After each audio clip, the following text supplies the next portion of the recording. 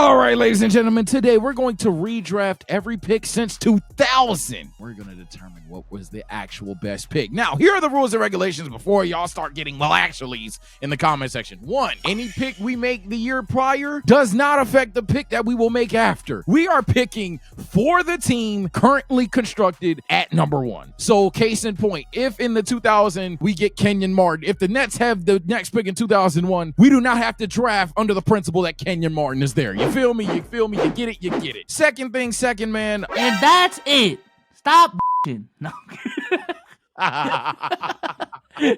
Yeah, let's just get started right away with the New Jersey Nets. Kenyon Martin was the number 1 overall pick. Will we be changing this, B-Souls? This is a bad draft. Whoa. Whoa! Yo, stop, bro. Yo, stop, bro. Stop, bro. Stop, bro. You know what, bro? No, Kenyon Martin is the rightful number 1 overall. Because I think it was actually impactful for a New Jersey Nets team that made a couple finals appearances. Nah, they needed Kenyon Martin. I'm not changing that pick. Yeah, you would have to really like a Jamal Crawford longevity or a Michael Redd points per game thing. Other than that, I'm probably going Kenyon as well. We're actually going to start this video rather boring and keep Kenyon Martin. I don't think we'll think the same next year, though. It's 2001. Kwame Brown was the number 1 overall pick. I think we all agree we'll be changing this. The question is to who? Yeah, it was the Wizards. So, in my opinion, I think it's between TP, Pau Gasol, and Gilly, and Tyson even. Respectfully, he's kind of a mid-off. I don't know. Michael Jordan came back from retirement the next 2 years. So keep that in mind. I'm going to be honest with you. I'm going to go Pau Gasol. Michael Jordan and Pau Gasol out the gate averaging 18 and 9 and 2 blocks. That's a playoff team, bro. I want to see a couple years of that. I'm not even going to go that route. We're just going to hide all the guns away from him. I'm going to go ahead and give me Gilbert Arenas. Wow. We're going to hide the podcast mics and hide the guns. We're going to take Gilbert Arenas. We need a guard. I'm not going to bank on Michael Jordan in this timeline potentially coming back because, hey, maybe he came back for Kwame.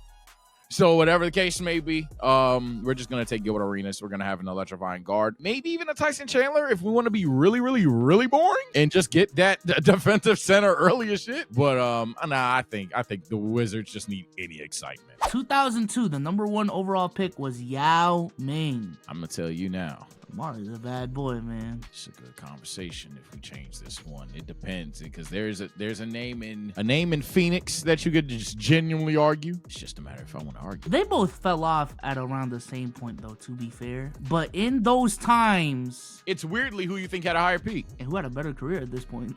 No. I'm gonna go Mari, bro. I'm not gonna lie. I'm gonna go Mari. I would like to see those. Like if Yao Ming was healthy, I think he would have panned out to be a better player, but he didn't. If T-Mac and Amari was on the same team, I'm not gonna lie. Y'all know how I feel about athleticism. If they were on the same team, shit. We were running up and down that court. I think this is a very close one, though. Shout out to guys like Carlos Boozer. That's gonna be mentioned, but no. Nah, that's Amari. Can we skip 2003? You don't give up on LeBron James. He's done way too much for Cleveland. He's done everything for the fucking city. Nobody is even closely having that amount of motion, and he was the chosen one. 2004, Dwight Howard, number 1 overall pick. Dwight Howard runs away here, unless the fate of the universe is on the line. But it's not. Damn, Al Jefferson had that many points? Big Al. That's the OG Big Al. What you talking about? You thought Big Al started with your guy? Relax. You thought that was Horford's name? What the fuck? That was Big Al. I just didn't think he had that longevity. And that's Big Al for real. He was averaging 12 in 2016? Boy, you better get this casual chat. You better teach him. You better teach that boy. Stop, bro. Stop.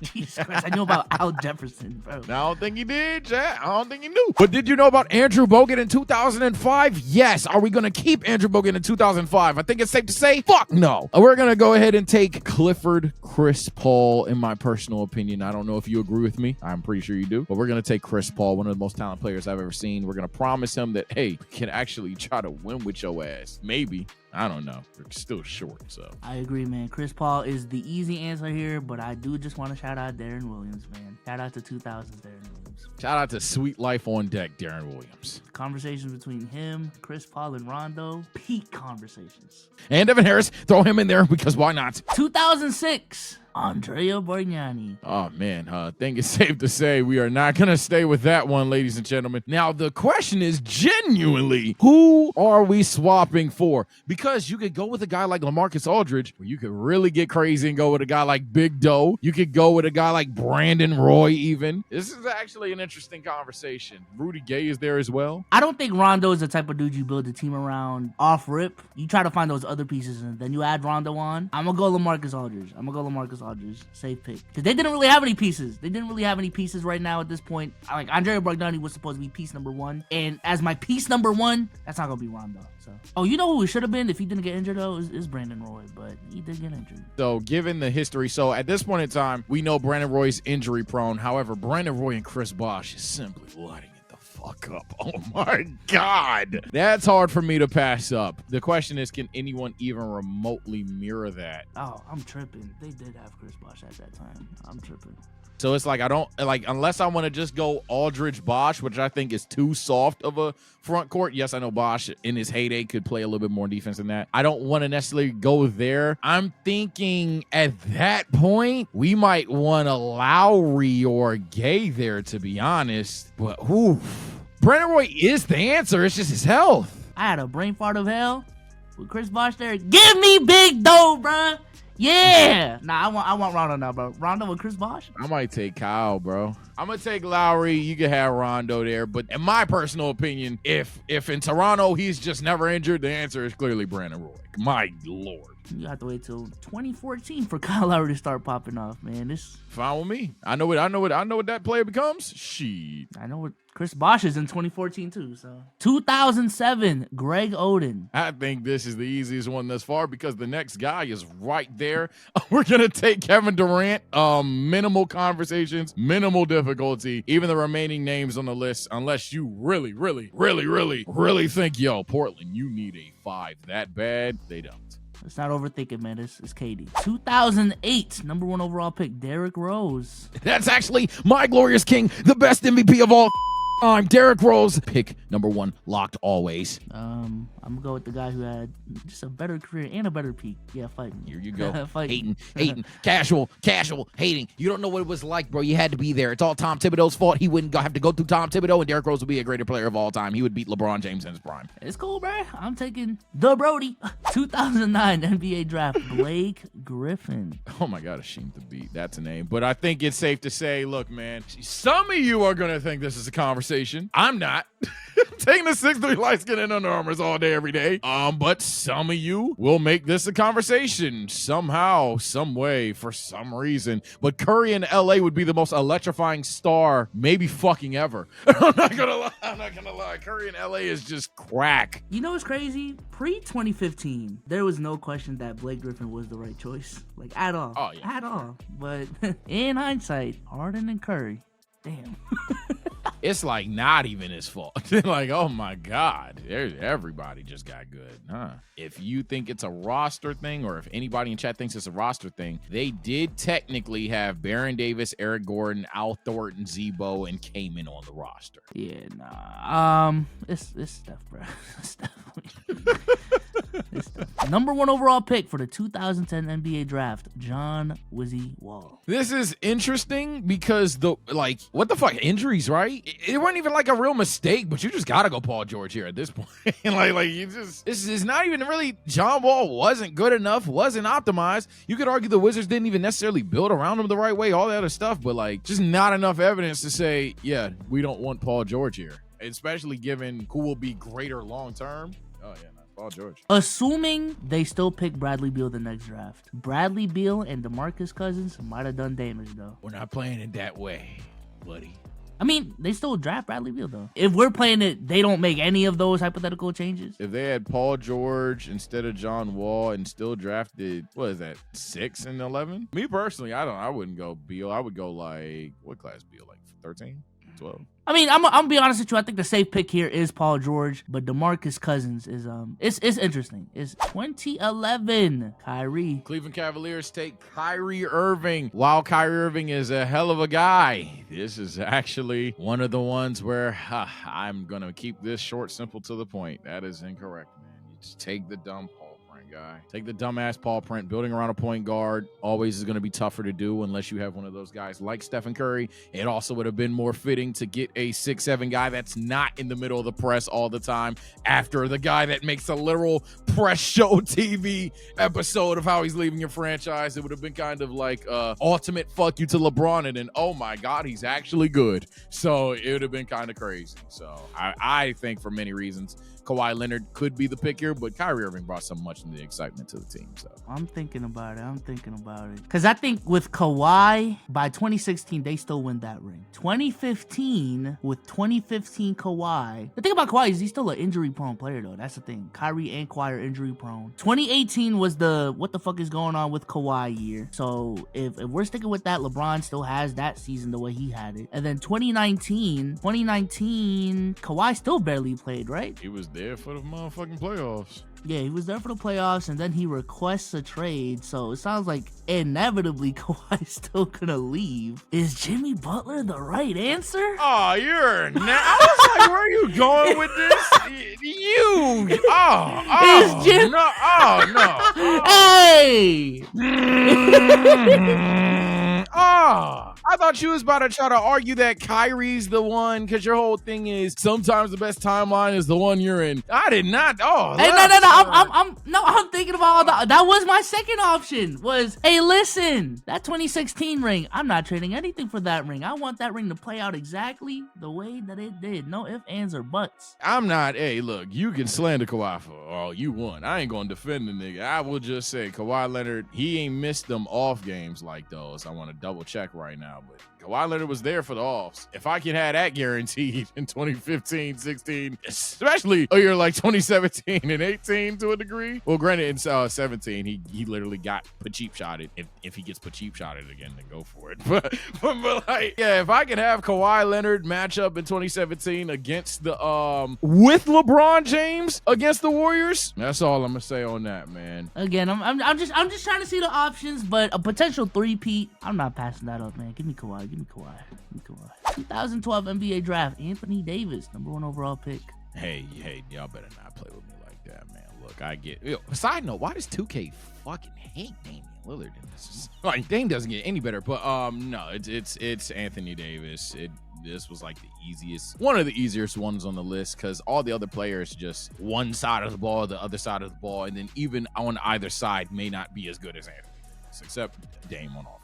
Yeah, I think if you draft anyone else, you peak just as high than what you peaked with Anthony Davis. And then when you try to trade them, Anthony Davis did have the most value. Yep, the best timeline is the timeline we're in. Give me Anthony Davis. 2013, Anthony Bennett. You know what? Someone tweeted this the other day, and at first I was like, L hindsight. But over time, as a person that didn't watch college, yeah, what did they see in Anthony Bennett? Yeah, like, it was a surprise at that time. It was a surprise at that time. Yeah, someone was like, yeah, I'm over here watching the college film. Yeah, well, why did they pick him first over like Oladipo? Not saying that we should have seen the pick that we are all going to say, but I did see Oladipo and Nerlens Noel coming. Why did Anthony Bennett go first? In hindsight, from what I remember back then, Nerlens Noel was he's supposed to be #1, but he's injury prone, so he dipped like crazy. He was Joel Embiid before Joel Embiid. That was literally. Yeah, it was probably supposed to be Oladipo, and then Alex Len was the mysterious European prospect that might be something crazy type of prospect. And Shabazz Muhammad had a lot of hype too. Yeah, Shabazz had a lot of hype too. Yeah, Kelly Olynyk was the dominant college dude that declared for the draft in the NBA. And MCW lastly was just the oversized point guard. So anybody could have been #1 in this draft. Now I really think about it, but Anthony Bennett. But it's Giannis next. 2014, Andrew Wiggins. Andrew Wiggins to Cleveland. Now this is probably the most interesting one we've done throughout this video, because we're going to be taking a player that we could either trade and or keep for the whole LeBron James thing. I think it doesn't matter who the fuck you get, you're trading him away. So I'm thinking of the mindset of, hey, what's easiest to get a LeBron James trade through? If they want Wiggins, take them.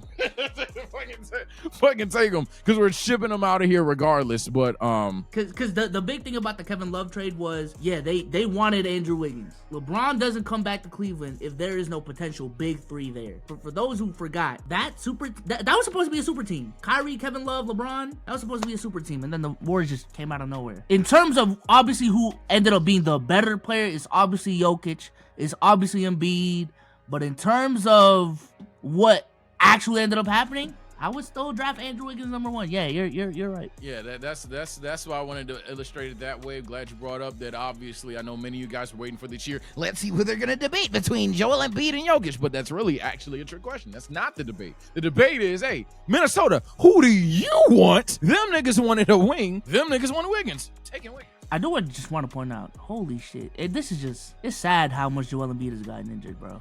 Like, Jesus Christ. The idea that Julius Randle has more total points is...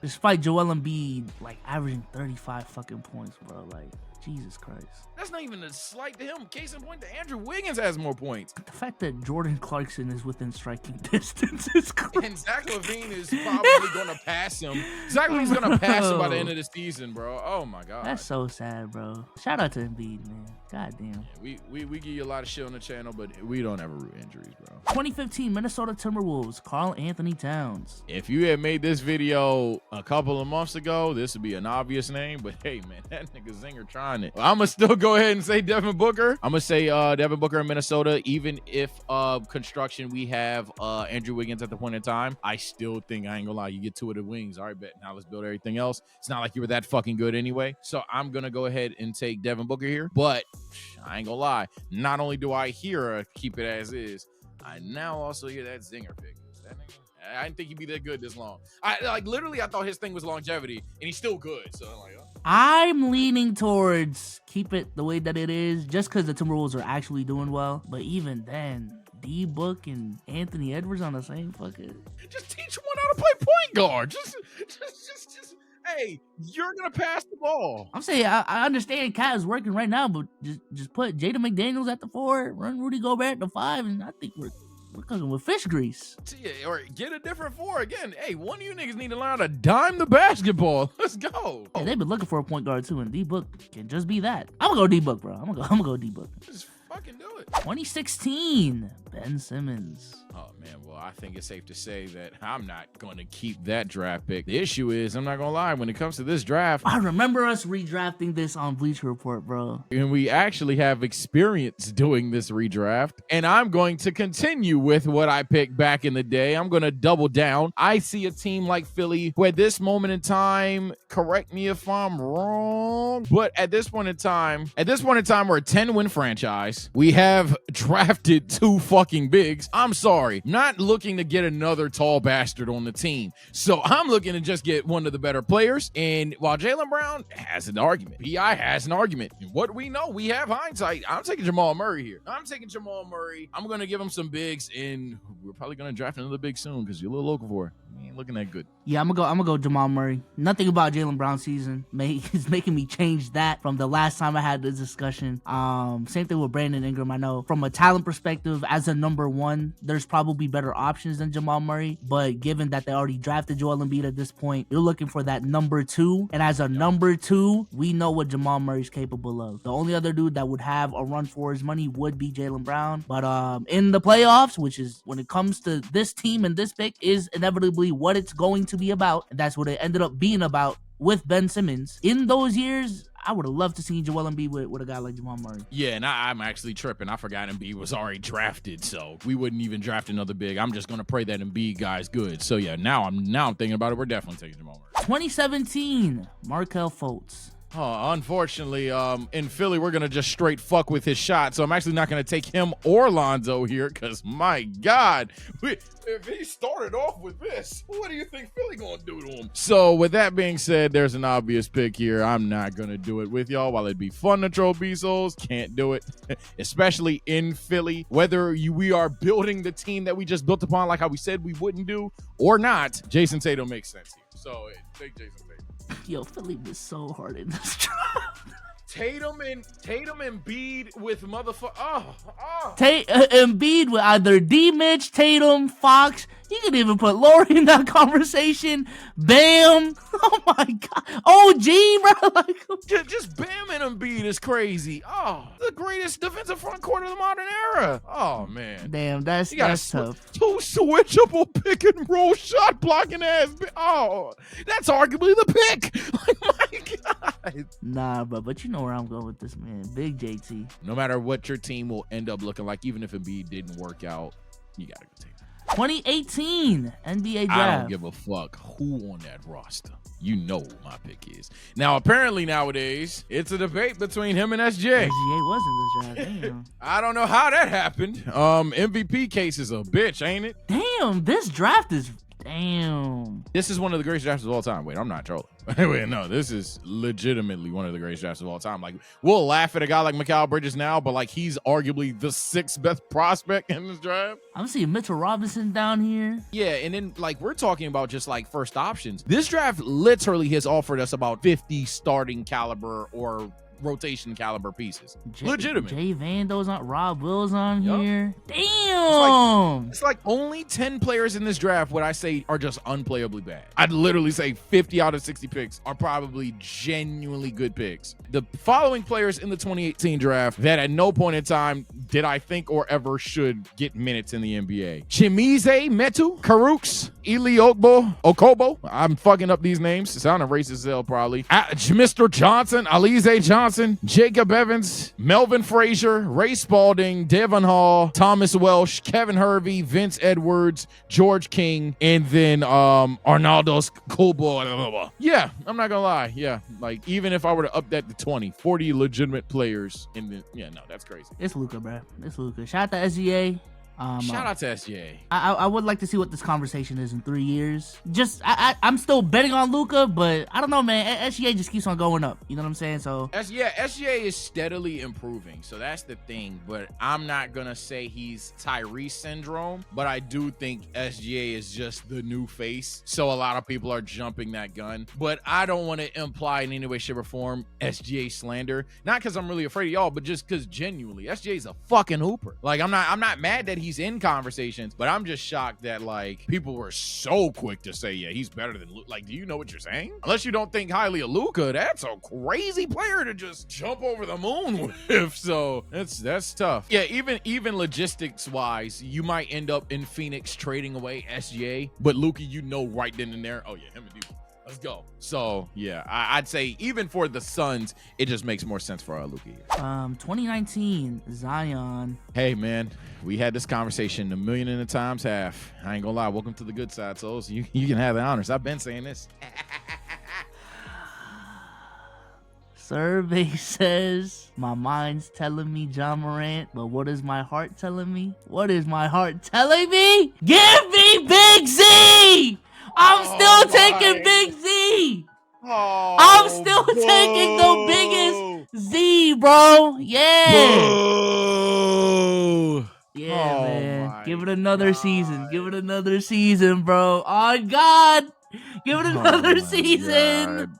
Bro. Ja's DMPs are literal tomfoolery. Those will likely go away to this thing called maturity, which he's already shown. He has just recently suffered an injury. Ja has done more for Memphis. Ja has more aura than Zion. Ja's been playing better in the postseason and in the regular season, depending on who you ask. Hey, get Ja over here, bro. What are we doing, bro? It's a parade inside New Orleans. Ja Morant residing with NBA YoungBoy. Oh my God! It's a match made in heaven, bro. He's a troll. Yeah, no, I'm trolling. Give me Ja Morant, bro. Give me Ja Morant.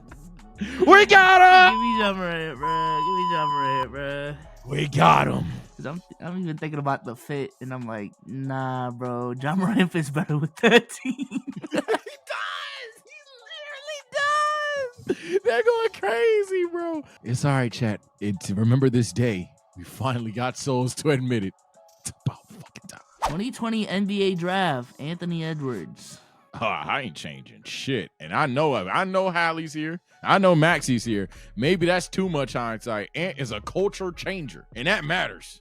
a lot. Yeah, maybe a couple years from now we'll look at this list differently, but until then, Ant's still that dude. He's projected to be that dude. He has been that dude, so why move away from him? Fuck it. Yeah, literally the only debate is Hallie. I don't think any person right now is going to say that Maxey couldn't do maybe similar things to Ant, but better than Ant. Same thing with LaMelo. Maybe similar things, but better. Desmond Bane, no. And then the only other name is Reese, which I guess I could hear you, but no. The only reason I'm even being a little cautious is like the same thing we talked about with the Blake Griffin draft. Yeah, right now this is clearly the right pick, but he ain't no Blake Griffin. That's this difference. Blake Griffin had many gaps in his game that we were like, okay, Blake, someone you gotta learn how to.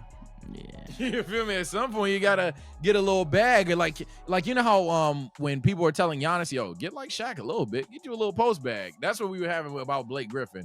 And hell no. So. 2021 NBA draft, Cade Cunningham. Ooh, now actually fans have a case for a lot of names because you could go, well, actually, Franz.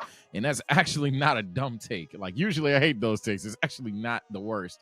Same thing with maybe Sengun. I'm going to have my first believe it take of the day, though. I'm going to say I still believe in Cade. But I actually hear actually, he's playing better this season, so blah, blah, blah. But, yeah, I'm gonna still say Cade Cunningham is just uber hoed by the roster. Uber hoed by not necessarily the coach who's there, but just like nobody here can play well together, in my personal opinion. I know some people combat that take. I just don't think this roster is made to play well with this roster. But individually, they probably are low-key, even a potentially underrated team. But yeah, no, I'm still going with Cade, bro. There's nothing about his first 3 years in the league that tells me it shouldn't be Cade, outside of injuries in the second year. But bouncing back and being 22-7-4 on this efficiency, he's still 22 years old. Yeah, I understand. Like, they're not winning, and that's the biggest thing. But who do you win with?